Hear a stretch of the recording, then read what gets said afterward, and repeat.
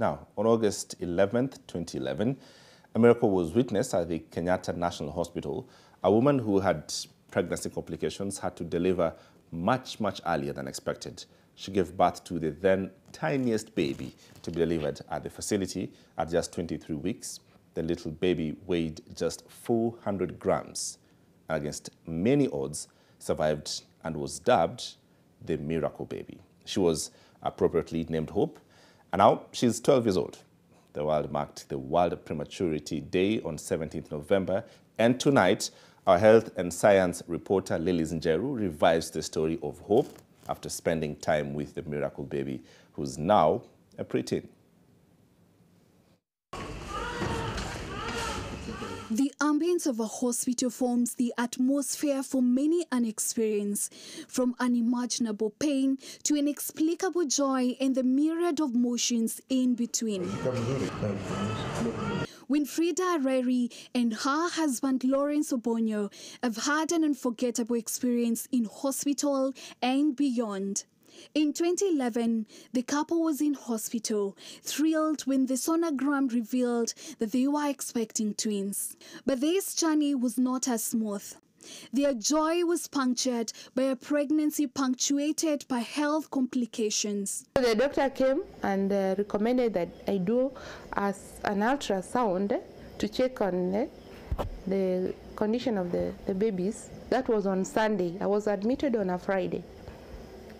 So from the ultrasound, they found out that one of the babies had already passed on. What came in my mind is that the other one also might not survive. So I could just touch my belly and think, now who has died. The situation increasingly became more delicate, and Winfrida had to deliver prematurely, only 23 weeks into the pregnancy. The delivery was momentous, so much so that it caught media attention. That baby was so tiny.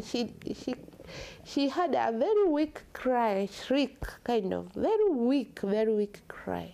But at least there was some cry. It relieved me. At least there is a baby. The small baby was born just past the ideal halfway mark for pregnancy, weighing just 400 grams. The nurse who delivered me held that baby in one hand, like this.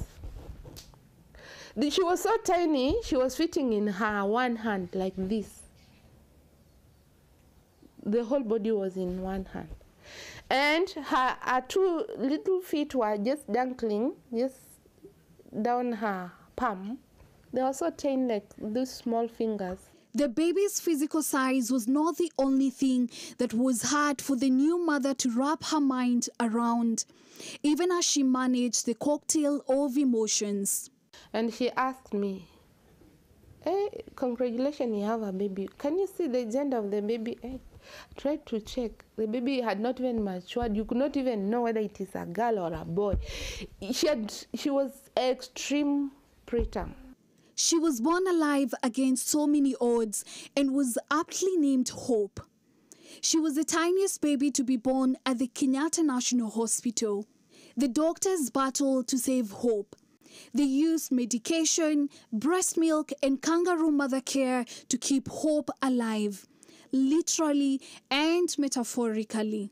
The World Health Organization notes that babies born below 37 weeks of gestational age are premature, and those below 28 weeks are extremely premature with minimal odds of survival. Little Hope grew. She gained weight, and by the time they left the hospital 3 months later, she was weighing 2 kgs. They told me, when you go home, ensure you maintain this environment. Let it be a warm room all through, otherwise she'll develop complications. It is now a little over 12 years. The country's once tiniest baby, worrying and stretching doctors, injecting parents with mixed shots of hope and anxiety, is peeping on teenagehood. And my name is Hope Lawrence Obonyo. I'm in grade 7. Most of my people don't know about my birth story, but a few people know. I was born with 400 grams. Since that time I was born up to now, I'm 43 kg. Nothing much points to a baby who spent months in the incubator years ago, except for the hearing aids. Along the way, she experienced health complications which affected her hearing and speech. They only came to realize much later that she has some hearing impairment when she was 1 year old. I also know some little about sign language because my mom is also a sign language teacher. But she is staying true to her name, Hope, and looking to live a full life within her circumstances. Her situation did not put her down, but has instead inspired her dreams and aspirations. I want to be a children's doctor and also an audiologist, and help those preterm babies who are born with challenges like me, to help them also to plan their future like me, and also to help those who are having hearing problems to also know that they're not only the people who are having hearing problems, there are also men who are having. Before 2019, when another baby was born, also weighing 400 grams, Hope was the only surviving baby born at the grey zone of premature babies. Deaths attributed to premature babies are a leading cause of morbidity in children below 5 years old.